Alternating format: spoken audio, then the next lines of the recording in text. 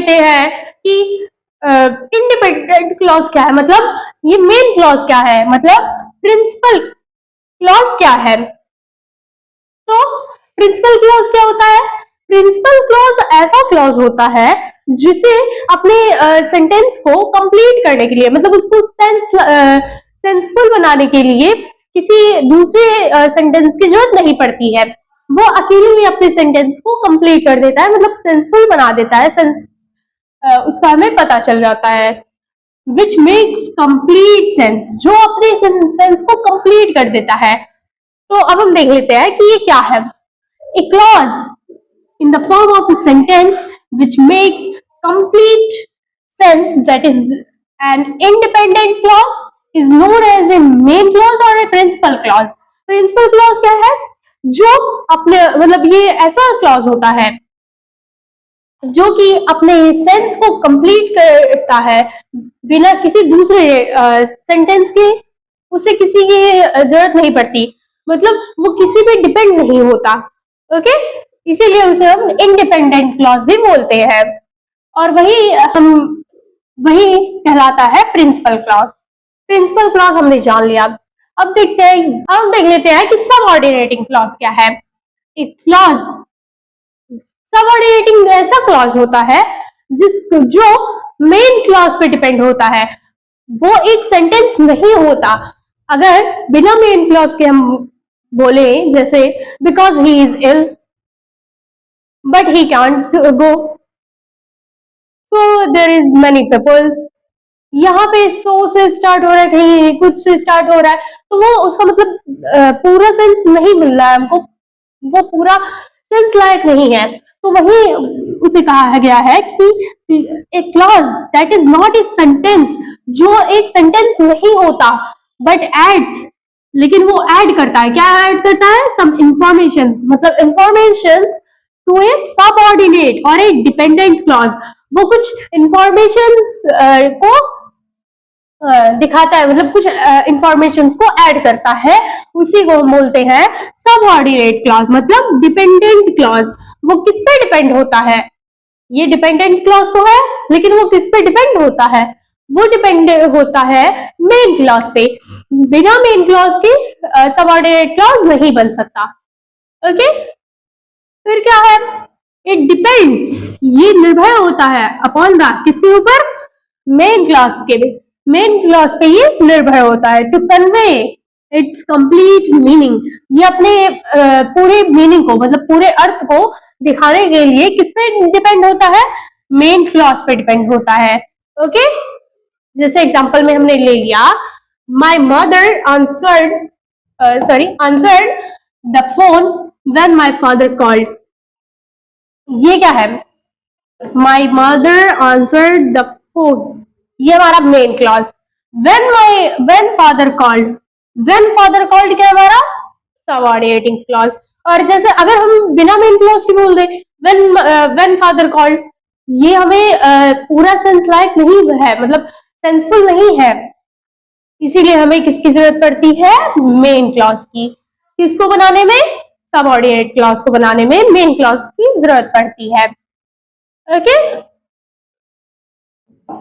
अब हम देख लेते हैं कि सबऑर्डिनेट के कितने टाइप्स होते हैं, मतलब how many types of subordinate. तो ये कितने भागों में डिवाइड हो जाता है? Let us now learn about different types of subordinating और ए डिपेंडेंट क्लॉज।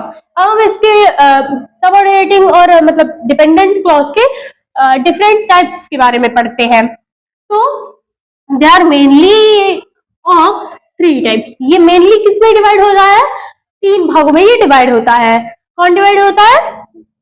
सबऑर्डिनेटिंग क्लॉज 3 भागों में ये डिवाइड होता है। तो जो ये कितने भागों में डिवाइड होता है? 3 भागों में। पहला हमारा नाउन क्लॉज, फिर आता हमारा एडजेक्टिवल क्लॉज, और तीसरा हमारा एडवर्बियल क्लॉज। तो ये कितने भागों में डिवाइड है? 3 भागों में ये डिवाइड है। तो नाउन क्लॉज क्या होता है हमारा? मेन क्लॉज में, मेन क्लॉज के मेन वर्ब में हम क्या या फिर किसको से जब क्वेश्चन करते हैं तो जब हमें क्लॉज में आंसर मिल जाता है तो वो हमारा होता है नाउन क्लॉज। पहली बात। एग्जेक्टिवल क्लॉज में क्या होता है?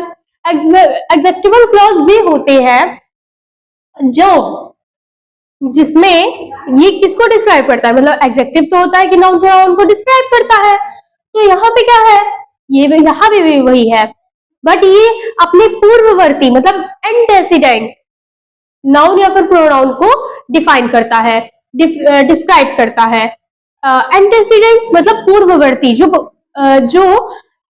उसके पहले आया हो उसे ये डिस्क्राइब करती है। इसके पहले एग्जेक्टिव क्लॉज को जानने के लिए ये किसको डिस्क्राइब करता है, मतलब यहाँ पे क्या या किसको आते हैं तब इसका आंसर मिलता है। इसमें क्या करता है, ये अपने पूर्ववर्ती नाउन या फिर प्रोनाउन को डिस्क्राइब करता है, और जिसको वो डिस्क्राइब कर रहा होता है वही होता है हमारा एग्जेक्टिवल क्लॉज। फिर आता है हमारा एडवर्बियल क्लॉज। एडवर्बियल क्लॉज क्या है? एडवर्बियल क्लॉज वे होते हैं जिसमें मेन क्लॉज के मेन वर्ब में क्यों, कहा, क्यों, कैसे, कब, किसने, ये सारी चीजें को जब हम इन सारी चीजों से हम क्वेश्चन करते हैं इसमें, तो जब हमें आंसर मिलता है क्लॉजेस में ही, जब हमें आंसर मिलता है तो वो हमारा हो जाता है एडवर्बियल क्लॉज। अब हम एग्जांपल्स को देख लेते हैं। जैसे हो गया, my father seemed pleased that I wanted to help him in his work. ये क्या है, हमारा नाउन क्लॉज है। नाउन क्लॉज कैसे? जब हम यहाँ पे व्हाट या फिर वो हमसे क्वेश्चन करेंगे, तो जैसे हमने एग्जांपल में ले लिया, my father seemed pleased that I wanted to help him in his work. मेरे पिता खुश लग रहे थे कि मैं उनके कामों में हेल्प करवाना चाहता था, मैं उनकी हेल्प करना चाहता था उनके कामों में। तो यहाँ पे नाउन क्लॉज हो गया। कहां से? दैट से हमारा ये पूरा नाउन क्लॉज हो गया। कैसे? यहाँ हम क्या या फिर किसको से जब क्वेश्चन करेंगे, वो किसके लिए खुश हो गए? क्योंकि मैं उनके कामों में हेल्प करवाना चाहता था, इसलिए वो खुश हो गए। तो ये नाउन क्लॉज हो गया। फिर हमारा आई रिमेम्बर द मेल, मुझे मेल याद है, which received from a recruiting agency, जो मुझे रिक्रूटिंग एजेंसी में मिला था ए फ्यू डेज अगो, कुछ दिनों पहले। तो यहाँ विच से हमारा जो अगो तक है वो हमारा क्या हो गया, एग्जेक्टिवल क्लॉज है। क्यों है? क्योंकि यहाँ पे जो एग्जेक्टिवल क्लॉज को क्या करना पड़ता है, ये विच जो है हमारा, विच किसको डिस्क्राइब कर रहा है, मेल को डिस्क्राइब कर रहा है। मेल क्या हमारा नाउन है, मतलब पूर्ववर्ती नाउन है, एंटेसिडेंट नाउन है, तो ये एंटेसिडेंट क्या है, नाउन है हमारा। ओके, तो इसीलिए इसे डिस्क्राइब कर रहा है, इसीलिए ये विच से हमारा पूरा हो गया क्या, एग्जेक्टिवल क्लॉज। फिर हमारा did mother leave a message before she went to shopping. क्या माँ ने मतलब क्या माँ ने शॉपिंग जाने से पहले कोई मैसेज छोड़ा?